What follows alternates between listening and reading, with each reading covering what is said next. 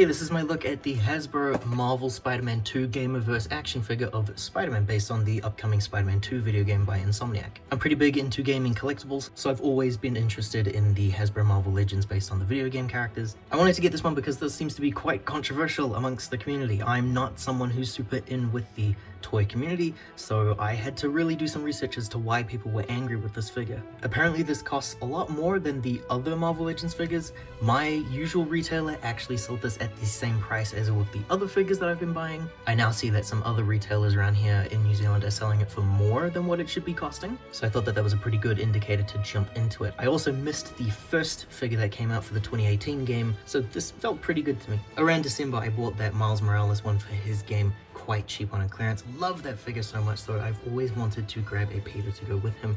I'm pretty glad I have this one. So here he is out the box. He feels pretty good, he feels pretty similar to some other Spider-Man figures, and he even moves and has these same rotations as other Spider-Man figures. He has the exact same articulation style. His head has that really weird thing up there where it's like a hole, so the pig kind of goes through it, but it also kind of doesn't. He's got some really cool clavicle joints, and he can rotate at his arms and his elbows. His wrist as well. I like a lot of the detailing on him, and I'm told that the colors are very different from the first Spider-Man figure that was made for the video game. He can rotate at his ribs. I've had a little bit of trouble with mine. It just doesn't feel as loose of a joint or easier to use than other action figures. It kind of feels like I'm twisting the pig on the inside, and the more I rotate that, it's gonna eventually snap off. But I've been messing around with it a lot. I think it's starting to get used to being moved. He can also rotate downwards by his spine and turn around. Really good articulation on a Spider-Man figure. Rotates at his thighs there, and his knees have bends.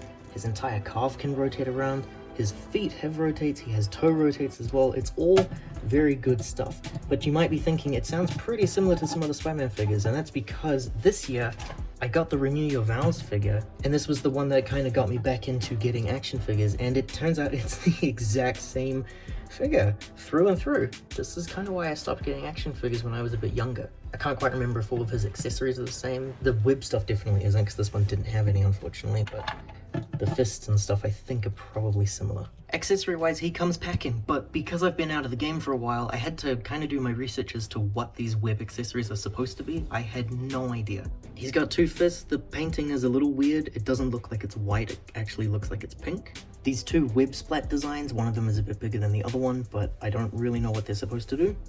Then he has this web dress, which I thought was like a dress, but apparently it's supposed to go over the shoulders of people.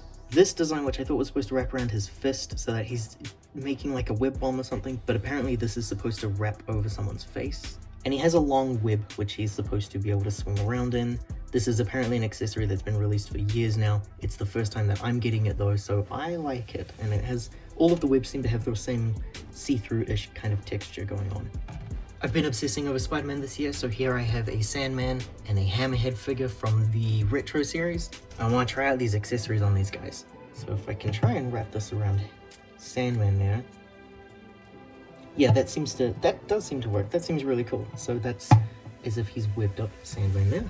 And then this one is supposed to go over the face of people, but Hammerhead has kind of a weird head structure for that. So I guess it's going to be Sandman's unlucky day. Looks nice. Checking to see if it can also fit over Hammerhead, which it can, because ideally these web things wouldn't be built for Spider-Man type figures to interact with. Realistically, they should go over Spider-Man villains, and I would argue they should go over all types of Spider-Man villains. But it looks like that one especially goes over him best of all, so...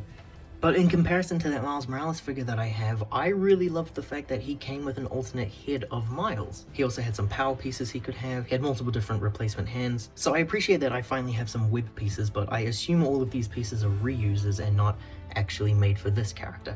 And because I haven't been collecting a whole lot of figures, I suspect a lot of you guys probably do have all these pieces, so there's not a whole lot of value going on here maybe. As a newcomer, I think it's pretty cool. I wish he was a little bit different compared to the other Spider-Man figures, or I wish he had a little bit more going on to really differentiate him from the others. But the whole idea of reusing and recycling like a mold and accessories and stuff, that's kind of why I ended up getting out of the game in the first place. Like, why doesn't he have two thwipping hands or two web crawling hands? How come he's got two fists?